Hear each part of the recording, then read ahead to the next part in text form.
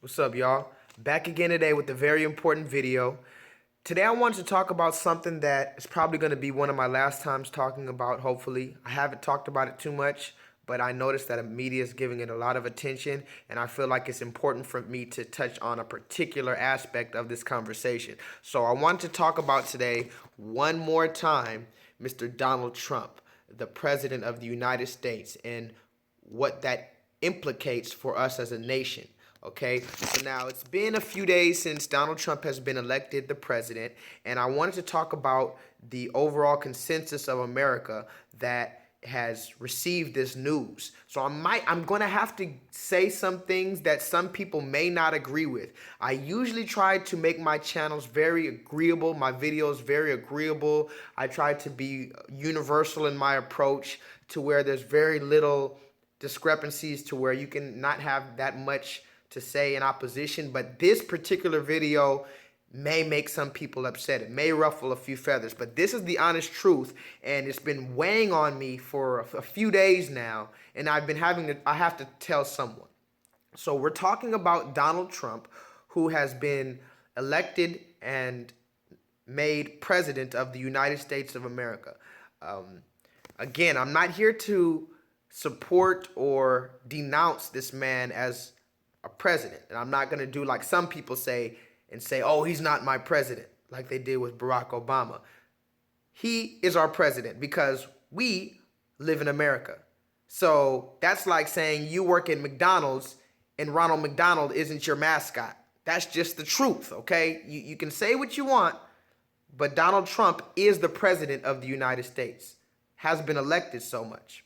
So what I want to talk about today is a few things. The first thing I want to talk about is the fact that the president is not necessarily the dictator. He's not necessarily the one who does all the work. He's not necessarily the sole leader, but he is the face and the representative for a nation. So when we talk about America, what are we talking about? First, we need to talk about the fact that America's only a little bit over 200 years old. I said this in my last video, but I need to reiterate certain points for you to really understand where I'm coming from. America is only 200 some odd years old. 1776 is when America was formed, right? So with that being said, we have to go to the root or the origin of the creation of America, this country. In the origin, in 1776, the reality was different than the reality now. In 1776, it was notable, it was acceptable to own human beings as your property in the same fashion that you would have a dog. You can own a human being in the same fashion that you would own a dog and make him do what it is you would like them to do. So this was the atmosphere in 1776, right?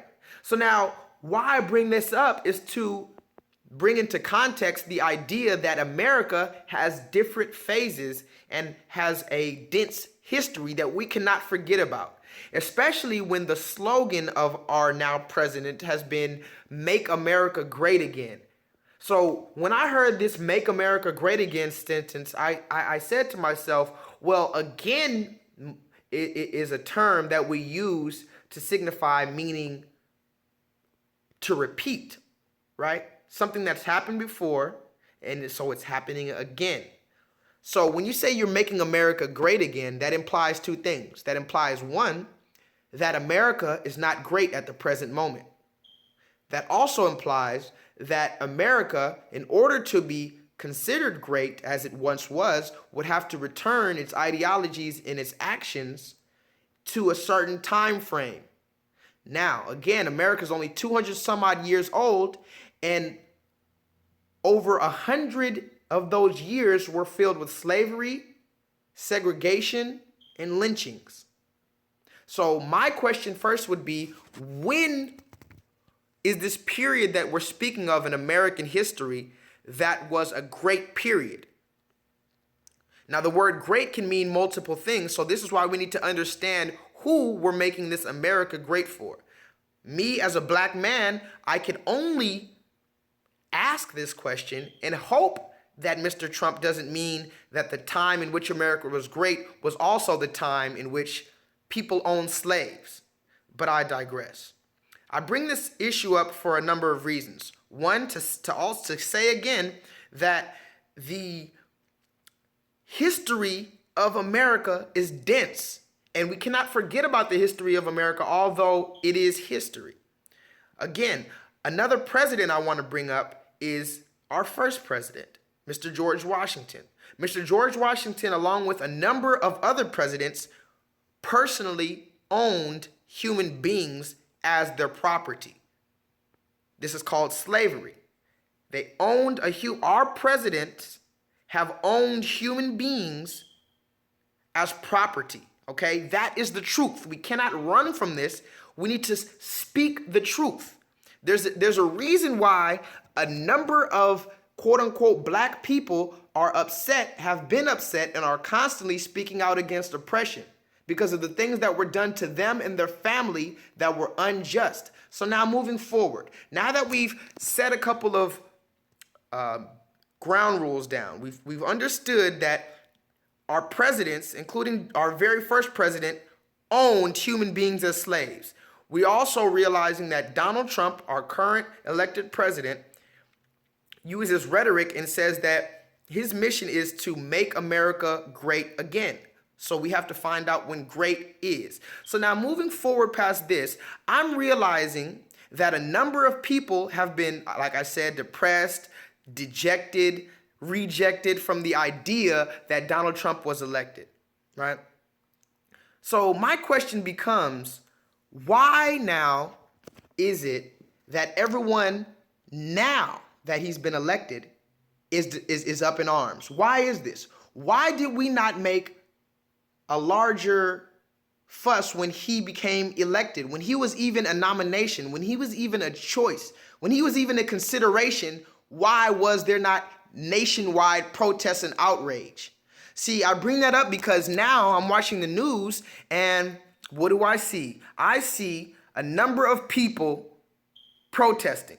Now I need to get into this because this is where it gets a little tricky, and I have to go in. I have to go in. Now I need you to answer me a question. First, I need you to understand that there's a word called cognitive dissonance, right?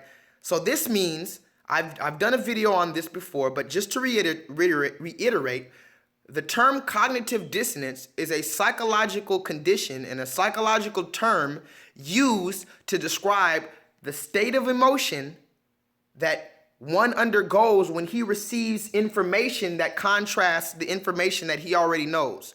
So I'll say that again in more layman's terms.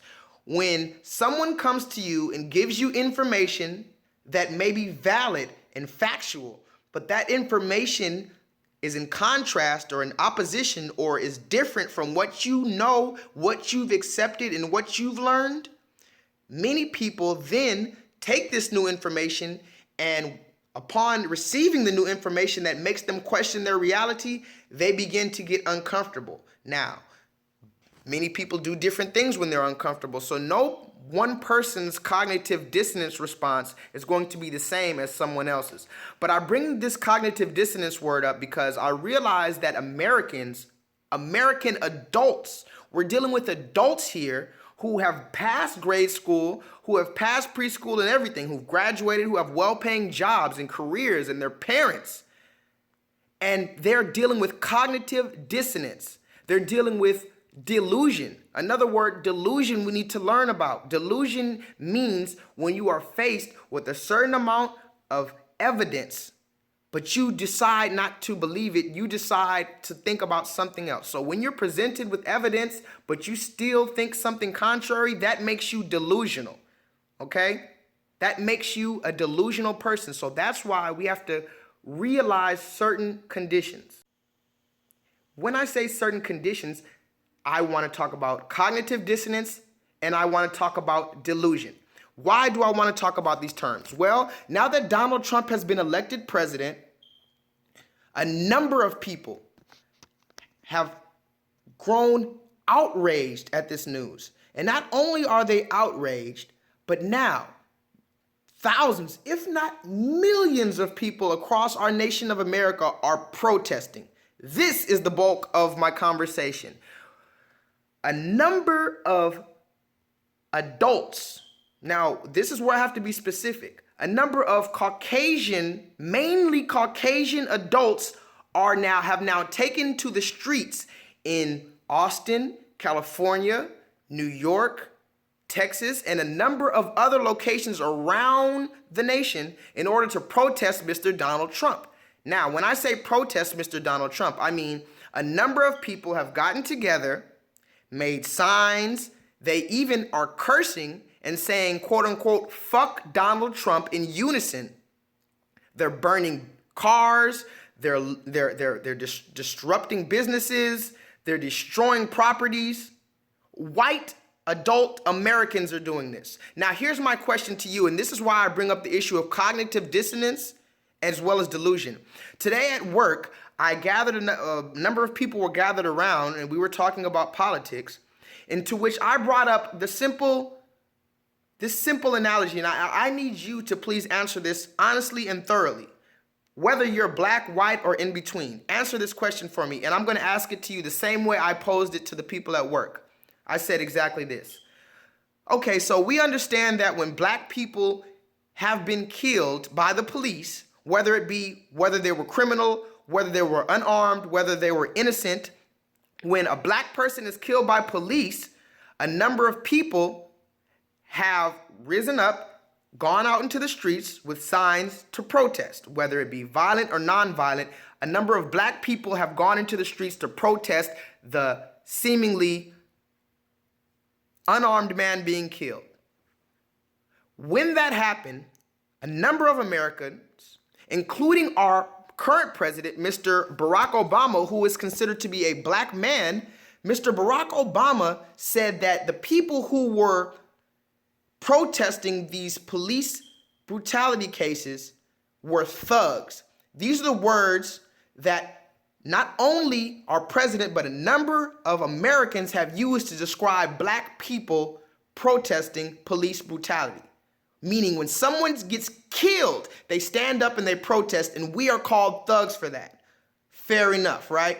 So now here's the question that I said that, and here's the question I asked to the other people, and none of these people were black.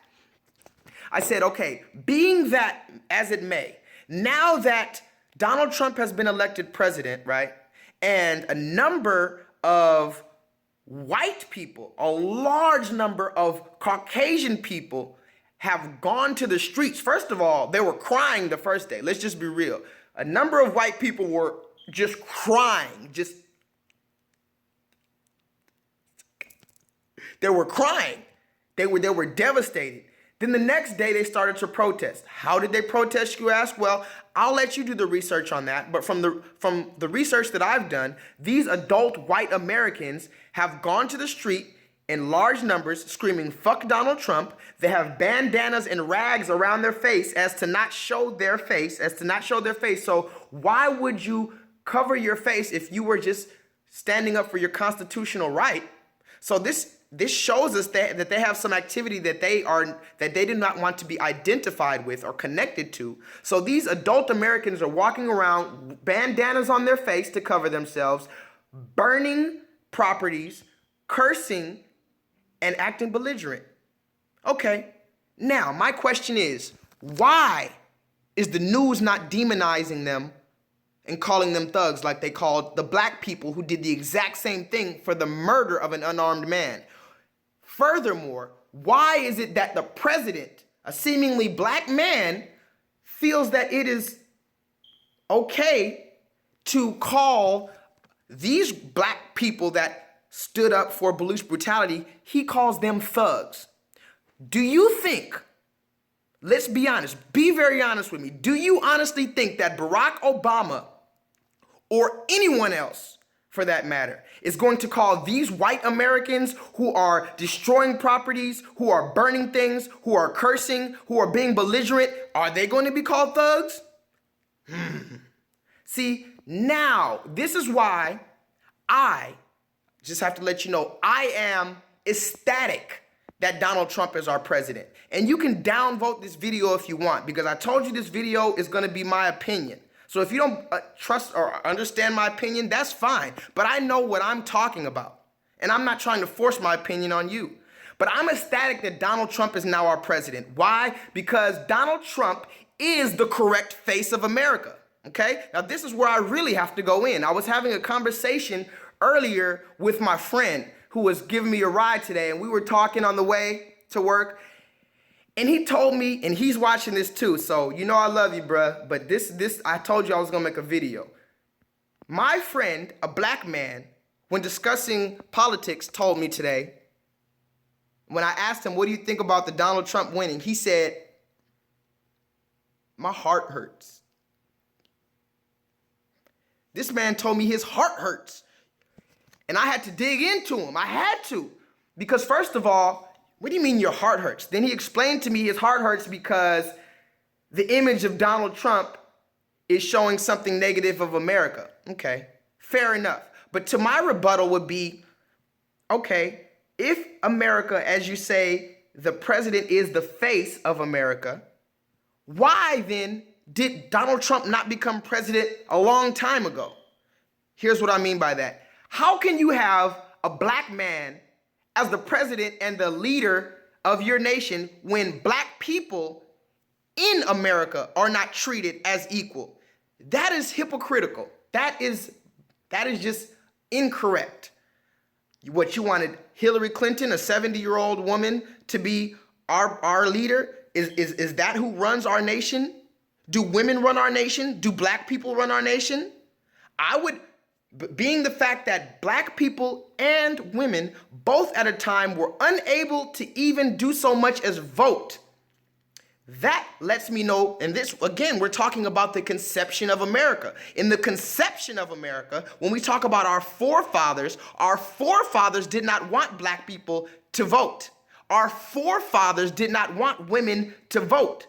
So now, although we can fast forward and put a black man into office, or supposedly a woman in potential office, this does not mean that in actuality, America, the ideologies and actions of America is ran or caters to black people or women. Let's be honest. So when I say that Donald Trump is the correct face of America, it's exactly what I mean. If a team had a mascot or a business had a logo, you would need a logo or a mascot that most properly defines the origins, the cause, and the ideology of that business or team. So when it comes to America and a president and other people perceiving us, who more accurately to describe the misogyny, the racism, right, the classism, the ignorance of American conception than Donald Trump? Who more respected in America is there than a Caucasian, wealthy, older gentleman? I would say that no one is more respected in America than that. So why now are we all of a sudden so up in arms about the idea that he is representing us as a nation? I'll tell you why. Because a large number of Americans are living in what we call delusion. They're suffering what we call cognitive dissonance. They'd rather live in a sheltered reality as long as they can see Burger King commercials and Gatorade commercials, and they can talk about love and hip hop, and they can go to the nice McDonald's. As long as they have those comfortabilities and those things, it's fine. But the moment you try to show them the real reality, they want to push it off. So now everybody's up in arms because the boogeyman has revealed his face. But not real people. No, when I say real people, I mean not, first of all, children of God understand what's going on right now. But if you don't subscribe to the idea of God, let's just keep it political. Black people right now, first of all, and a number of other minorities and disenfranchised whites have understood the construct of America. And if you cannot offer a certain amount of product or resource to America, you are deemed unfit. You are deemed unsuccessful. So now everyone's up in arms, again, protesting, rioting, a number of white people. And I go back to the question, Can you honestly tell me that our president, Barack Obama, would call millions of white people thugs because they were rioting? And mind you, black people were rioting over the seemingly unarmed man being killed. And we were rioting so that the police who supposedly infringed on our rights are held accountable for their actions, and furthermore, so that the system can be reprimanded and so that in the future this doesn't happen. This is why we protest, because we want the police to be held accountable and the system to change and for it not to happen again. But why are we protesting the president who has been elected? To what gain will this do? Other than bringing in martial law, which is not even what I'm going to even go into.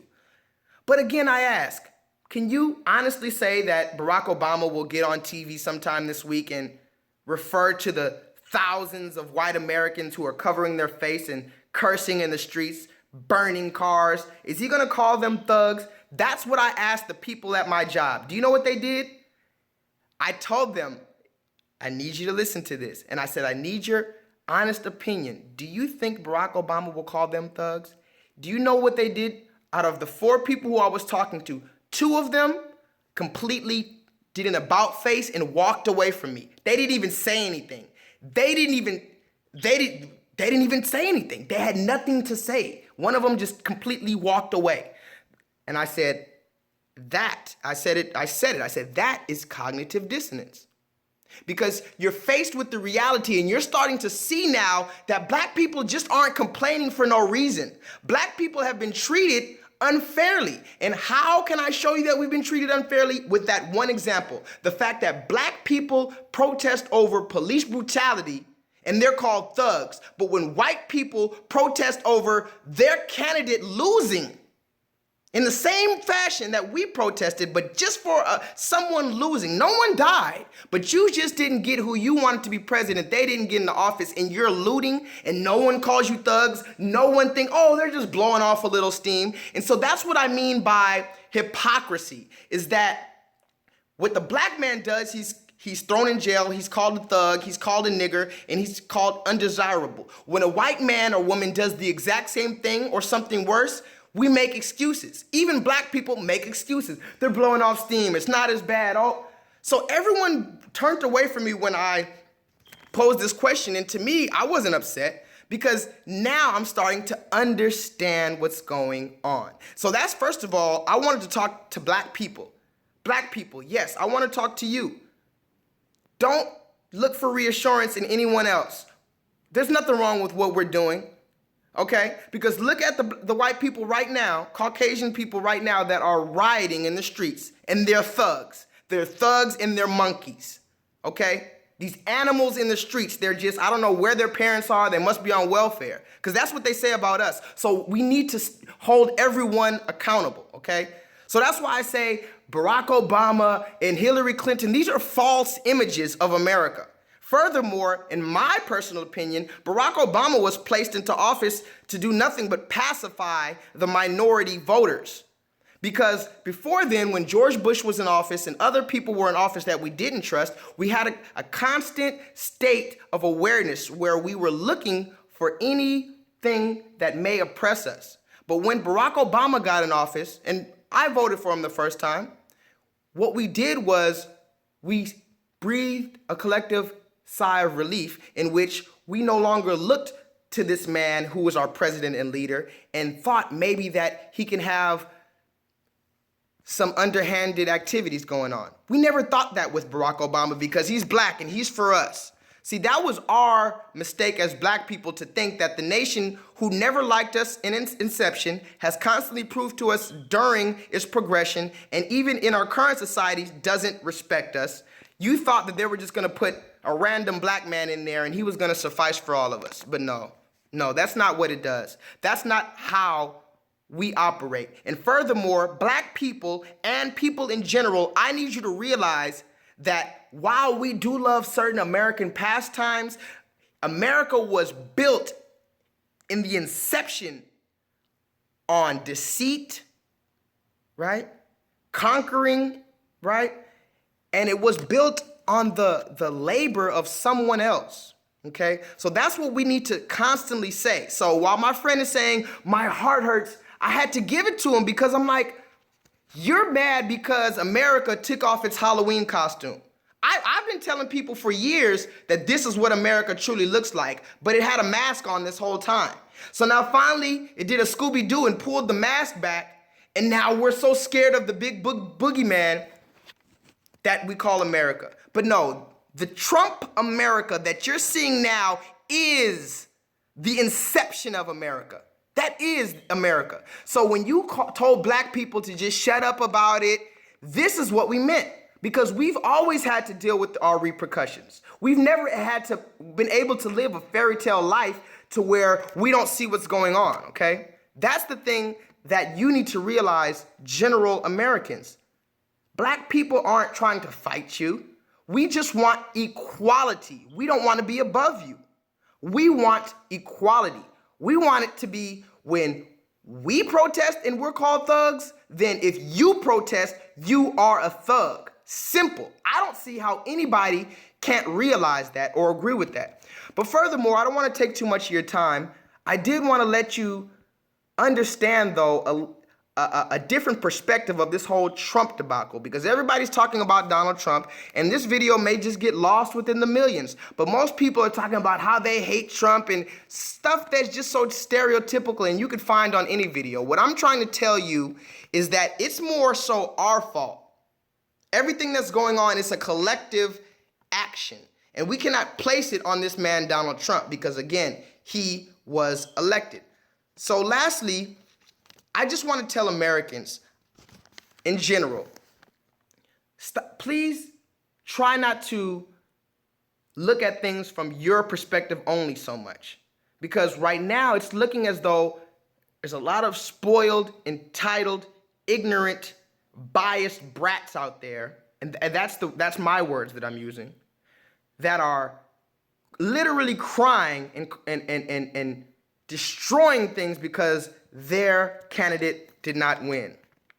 It's completely ignorant, it's buffoonery, and it needs to stop. Now, I'm going to end this with just saying that I believe in righteousness. And the reason why I make these videos is to try to get people to understand that our actions stem from our psychology. We have to learn our psychology. We have to learn ourselves. We have to learn ourselves emotionally, spiritually, physically, so that our actions coincide with being righteous, okay? Right now, we're not being righteous. We need to learn that it doesn't matter who our president is, honestly and truly, because they were never affecting our lives personally. So lastly, I just want to say that please don't give in to all this. This is just something that many people are using to draw on your emotions and make you act irrationally. If you are a rational individual, you will do as you did before, and the only thing that this changes is your perception. You understand now the reality in which we're faced. Children are dying all over the world. People are dying of hunger.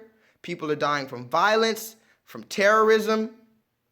And as long as we're sheltered in America with our commercials and our shows and our air conditioning, we'll never be able to take a realistic evaluation of someone else's perspective. But that's why I'm ecstatic about Donald Trump, because although he may bring some negative commotion, what he will do is get everyone, not just blacks, but everyone to finally understand and respect and realize the actual condition of America. So with that being said, of course I love you, and please vibrate higher.